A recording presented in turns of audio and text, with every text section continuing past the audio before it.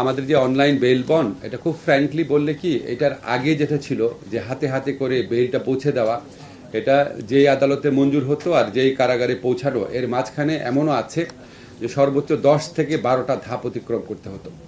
এতে প্রচুর সময় খরচ হতো, কয়েক ঘন্টা থেকে কয়েক দিন লাগতো। আমাদের জেলার সাহেব বলেছেন টাকা খরচ হতো, মানুষের ভোগান্তি হতো। সবচেয়ে বড় কথা, উনি খুব ইম্পর্টেন্ট একটা কথা বলেছেন, আমাদের অ্যাটর্নি জেনারেল সাহেব একটা ইম্পর্টেন্ট কথা বলেছেন, একটা রংফুল কনফাইনমেন্ট হতো। মানে একজন জামিন পেয়ে গেছে, তারপর উনি কেন জেলে আছে, এটা তো অপরাধমূলকভাবে একটা কনফাইনমেন্ট হয়ে যেত। সেটার থেকে মুক্ত পাওয়ার চিন্তা থেকে আমরা নারায়ণগঞ্জের চালু করেছিলাম। এটা অত্যন্ত সফল হয়েছে, জনপ্রিয় হয়েছে। আজকে আরও 8টা জেলাতে রেপ্লিকেট করছি, আপনাদেরকে বলেছি আমি 8টা জেলার কথা।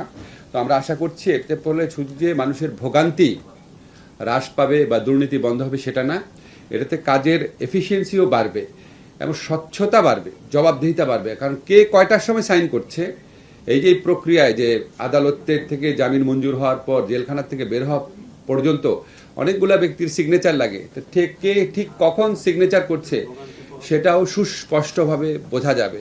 ফলে দায়িত্ব এড়ানোরও কোনো সুযোগ থাকবে না। এখন আপনারা প্রায় শুনবেন আমাদের সম্পর্কে একটা কমন অভিযোগ থাকে, আমরা কি করছি এই গণ অভ্যুত্থান পরবর্তী সরকার। আমি এটা অনেকবার এখানে ব্যাখ্যা করেছি, আমরা প্রচুর আইনগত সংস্কার করেছি। আমার মনে হয় এটা মানে শোনার মতো ধৈর্য থাকলে সবাই বুঝতে পারবে। এটা ছাড়া আমাদের একটা অত্যন্ত বড় কাজ ছিল ডিজিটালাইজেশন। আপনারা জানেন যে কোনো ডিজিটালাইজেশন দুর্নীতির স্কোপ বন্ধ করে দেয়, ভোগান্তির স্কোপ বন্ধ করে দেয়, যে কোনো ডিজিটালাইজেশন। তো আমরা অনলাইন বেল বন্ডের পাশাপাশি আরও কয়েকটা পদক্ষেপ নিয়েছি, আপনাদের একটু জানাই। আপনারা জানেন, আমরা সাংবাদিক ভাইরা সবসময় এই ধরনের প্রক্রিয়া আমাদেরকে অসীম উৎসাহ দিয়েছেন, ভালো করে পত্রিকা কাভারেজ দিয়েছেন। তবু একটু একসাথে সবগুলা বলছি, আমাদের সময় নাই, পরে হয়তো বলার সুযোগ থাকবে না। আমরা অনলাইন বেল বন্ডের পাশাপাশি আরও কিছু ডিজিটালাইজেশনের ব্যবস্থা সম্পূর্ণ করেছি। যেমন আমরা বাংলাদেশের ইতিহাসে প্রথমবারের মতো family court, paperless family court চালু করেছি 24 নভেম্বর 2025 তারিখে ঢাকায় এবং 30 নভেম্বর চট্টগ্রামে পারিবারিক বিরোধ নিষ্পত্তিতে ফ্যামিলি কোর্ট চালু হয়েছে। ঘরে বসে বিচার প্রার্থী, আইনজীবী, বিচারকরা তাদের অ্যাকাউন্টের মাধ্যমে মামলা দায়েরও করতে পারছেন, মামলা পরিচালনা করতে পারছেন। বুঝতেই পারছেন, এতে মামলা নিষ্পত্তি দ্রুততর হচ্ছে, দুর্নীতি এবং ভোগান্তির সুযোগ বন্ধ হচ্ছে। আমরা সত্যায়ন করেছি, এটা ছোট কাজ কিন্তু অনেক মানুষ উপকার পাচ্ছে। আগে সত্যায়ন করার জন্য ঢাকা এসে দীর্ঘ লাইন ধরতে হতো, এখন ঘরে বসে বসে অনলাইনে দ্রুত সত্যায়ন সেবা পাওয়া যাচ্ছে। আমরা কজ লিস্ট করেছি, এটা আগেও ছিল কিন্তু এটা আমরা সম্পূর্ণ করেছি। অনলাইনে মামলার তালিকা, তারিখ, বিচারিক সিদ্ধান্তের সারাংশ, পরবর্তী পদক্ষেপ এবং অগ্রগতি দেখার সুবিধা পাওয়া যাচ্ছে। আমরা লিগ্যাল এইড সম্প্রসারিত করেছি, আপনারা জানেন, সেখানেও আমরা ডিজিটালাইজেশন চালু করেছি, সম্পূর্ণ হয় নাই। এটা সম্পূর্ণ হয়ে গেলে বা চালু যে সমস্ত জায়গা হয়েছে সেখানে আপনার অনলাইনে সরকারি আইনগত সহায়তার জন্য আবেদন করা যাচ্ছে, অনলাইনে বিরোধের নিষ্পত্তিও হচ্ছে। এটা সম্পূর্ণ হয়ে যাবে কিছুদিনের মধ্যে এবং অনলাইনে আপনার লিগ্যাল এইড সেবা সম্প্রসারিত হলে আপনার বিকল্প পদ্ধতিতে বিরোধ নিষ্পত্তিও আগের চেয়ে অনেক বেড়ে যাবে বলে আমরা বিশ্বাস করি। এছাড়া আমরা দুটা গুরুত্বপূর্ণ ডিজিটাল সেবা চালুর কাজ চূড়ান্ত পর্যায়ে আছে আমাদের। একটা হচ্ছে বিবাহ তালাক রেজিস্ট্রেশন। আপনারা জানেন বিবাহ তালাক রেজিস্ট্রেশন নিয়েও অনেক বিরোধ হয়, অনেক ধরনের ভোগান্তি হয় মানুষের। তো বিবাহ তালাক রেজিস্ট্রেশন আছে কিনা ওই সুযোগে মেয়েদেরকে অনেক হয়রানির সম্মুখীন হতে হয়, এমনকি তাদের আইনগত অধিকার থেকে বঞ্চিত করার পদক্ষেপ নেওয়া হয়। আমরা এটা অনলাইনে করার ব্যবস্থা করছি, বিবাহ তালাক নিবন্ধন, এটা সম্পূর্ণ অনলাইন রেজিস্ট্রেশন কাজ চালু হবে। এটা চালু হওয়ার কাজটা অলরেডি শুরু হয়েছে। আরেকটা আমাদের অত্যন্ত অ্যাম্বিশাস প্রজেক্ট আছে, এই প্রজেক্টটা অনেক বড় প্রজেক্ট প্রণয়ন করতে আমাদের অনেক টাইম লেগে গেছে। এটা হচ্ছে, আপনারা জানেন যে জমি জমা সম্পত্তি রেজিস্ট্রেশন, এটা নিয়ে মানুষের প্রচুর ভোগান্তি হয়। সাব রেজিস্ট্রি অফিসের প্রতি অনেক কমপ্লেইন থাকে মানুষের।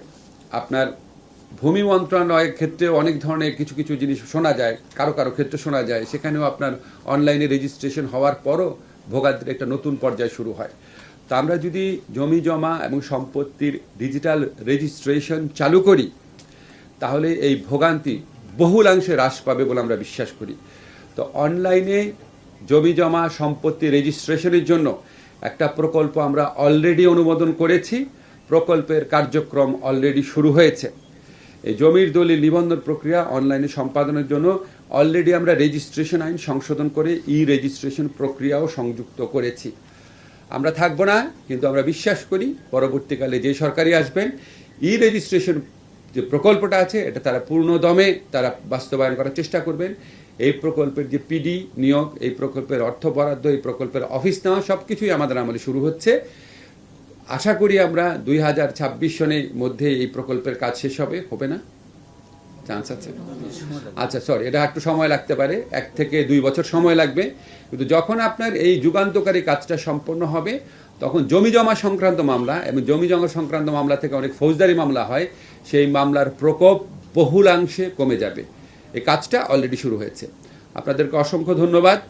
আমরা চলে যাওয়ার আগে আমাদের সম্পূর্ণ কাজের বিবরণ দিয়ে যাব, সেটার জন্য আপনাদেরকে অগ্রিম আমন্ত্রণ জানিয়ে রাখলাম। ধন্যবাদ।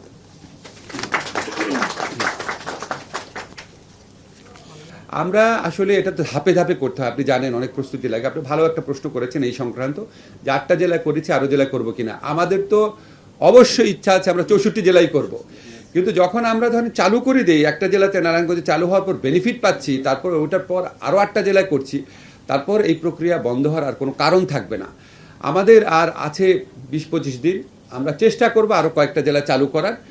নিশ্চিত না, কিন্তু 9টাতে মোট চালু হয়ে যাবে, এটা নিশ্চিত আমরা।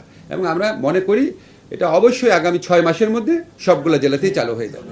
পরবর্তী সরকার অবশ্যই রাখবে। শোনেন, পরবর্তী সরকার রাজনৈতিকভাবে সমস্যায় পড়ে এই ধরনের জিনিস ছাড়া বাকি সবই রাখার চেষ্টা করে, তো এটা তো রাজনৈতিকভাবে সমস্যায় পড়বে না। এবং আমি বিশ্বাস করি পরবর্তী যেই দলগুলোই ক্ষমতা আসবে, আমরা কিন্তু অলরেডি শুনি যে ওনারা দুর্নীতির বিরুদ্ধে পদক্ষেপ নেবেন, ওনারা সুশাসনের ব্যবস্থা করবেন। এটা তো এসেনশিয়াল কাজ। এই সমস্ত কাজ পরবর্তী সরকার, কোনো সরকার যে দলই ক্ষমতায় আসুক, বাধা দিবে বলে আমরা মনে করি না। ধন্যবাদ।